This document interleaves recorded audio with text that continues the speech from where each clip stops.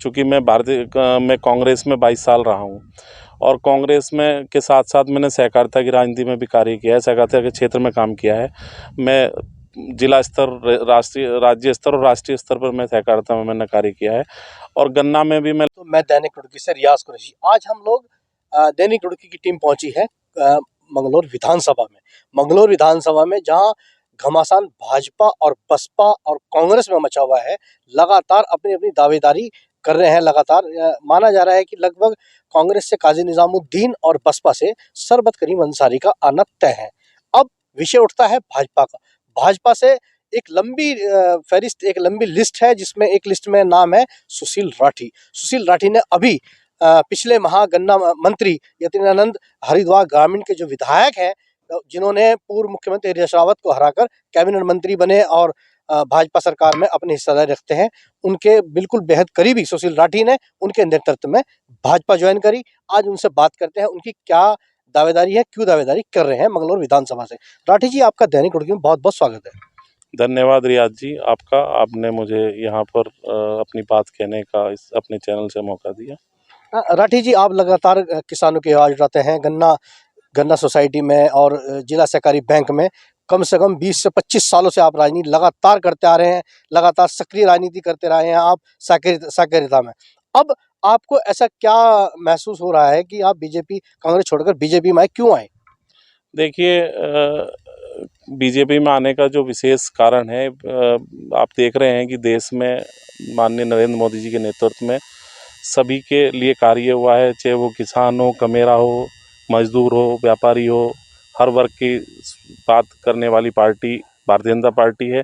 और उत्तराखंड की अगर हम बात करें तो युवा मुख्यमंत्री हैं और 5 महीने के उन्होंने अपने कार्यकाल में एक ऐतिहासिक फैसले लिए, किसान हित में काम किया।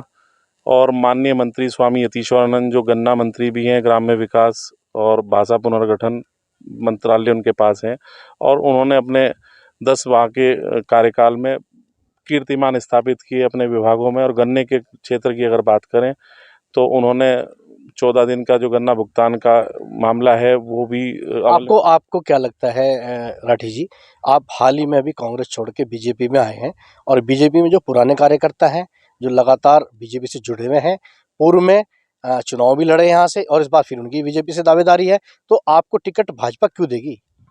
देखिए, हर राजनीतिक व्यक्ति की अपनी महत्वाकांक्षाएं होती हैं, लेकिन अब मैं पार्टी में आया हूँ। चूँकि मैं कांग्रेस में 22 साल रहा हूँ और कांग्रेस में के साथ साथ मैंने सहकारिता की राजनीति में भी कार्य किया है, सहकारिता के क्षेत्र में काम किया है।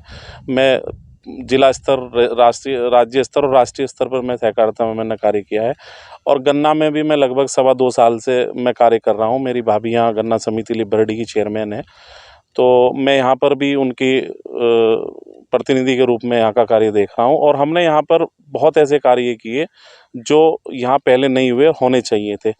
और जहाँ तक आप बात कर रहे हैं मंगलौर विधानसभा से चुनाव लड़ने की, मैं पहले कांग्रेस के समय भी यहाँ से दावेदार रहा हूँ, नहीं मेरा सब उस समय टिकट हो पाया। लेकिन राजनीतिक महत्वाकांक्षा होना और अति महत्वाकांक्षा होना, उसमें फ़र्क है। आज मैं चलिए, आपसे चलते हुए बात करेंगे हम लोग, दैनिक रुड़की की टीम। अब जब भाजपा लगातार ऐसे जिताऊ प्रत्याशी युवाओं को आगे बढ़ाने का काम कर रही है, युवा प्रत्याशी, युवा धामी वो जो है हमारे युवा, उनकी सोच है और युवा ही मुख्यमंत्री हैं बीजेपी के, तो अगर आप टिकट लेने में कामयाब हो पाते हैं तो आपकी क्या प्राथमिकता होगी? क्या आप किस बेस पे चुनाव लड़ेंगे? देखिए, मंगलौर विधानसभा जो है वो विकास से अछूती है। मंगलौर में आज तक कोई कार्य किसी भी प्रकार का नहीं हुआ है और मेन रूप से 2 बड़ी जो समस्याएं हैं, एक शिक्षा और एक चिकित्सा। 2 चीज़ यहाँ पर बिल्कुल नहीं है। शिक्षा और चिकित्सा ना होने के कारण यहाँ पर लोग बहुत परेशानी से रहते हैं, परेशानी से जूझ रहे हैं। और छोटे छोटे बच्चे जो शिक्षा का जो अभाव है, चूँकि भारतीय जनता पार्टी की सरकार रही तो उन्होंने विधायक ना होने के बावजूद भी यहाँ कार्य किए। लेकिन मेरा जो मकसद है, अगर मुझे भारतीय जनता पार्टी मौका देती है यहाँ से विधायक बनूँ, अगर जनता ने मुझे आशीर्वाद दिया यहाँ से मैं विधायक बनूँगा, तो निश्चित रूप से मेरी प्राथमिकता शिक्षा पर और चिकित्सा पर रहेगी। क्योंकि यहाँ का जो क्षेत्र है वो विकास से अछूता है। उसके बाद में अगली बात हम करेंगे। राठी जी, आप जाट समाज से ताल्लुक़ रखते हैं, काजी निज़ामुद्दीन जाट वोटों पर अपनी छाप छोड़ने में काफ़ी सक्षम है। इस बार आप अपनी बिरादरी को कैसे अपनी ओर खींचेंगे? देखिए मैं बिरादरी की अगर बात करूं, बिरादरी से कोई राजनीति नहीं कर सकता, क्योंकि अगर काजी निजामुद्दीन जी की बात करें तो मैं समझता हूं कि 100 का आंकड़ा भी काजी बिरादरी का यहाँ पर मंगलौर विधानसभा में नहीं है। लेकिन फिर भी वो विधायक बनते हैं। मैं वही आपसे बता रहा हूँ कि बिरादरी की कोई बात नहीं है, और मुझे हर वर्ग का समर्थन मुझे मिलेगा। सब लोग मुझे प्यार करते हैं, हर बिरादरी के लोग मुझे प्यार करते हैं, मुस्लिम भी हों, चाहे हिंदू हों, चाहे दलित हों, सब मुझे प्यार करते हैं। जाट और गुजरों में भी मेरा मेरा रात दिन का मेरा घर जैसा उठना बैठना है, तो वो उन सब का मुझे समर्थन मिलेगा यदि मुझे टिकट मिलेगा।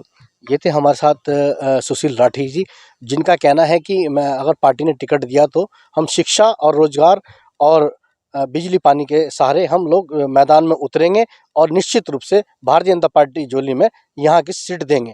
अब ये तो आने वाला समय बताएगा कि इन्हें टिकट हो पाता है या नहीं, ये चुनाव लड़ेंगे। मैं दैनिक रुड़की से रियाज कुरैशी, कैमरामैन।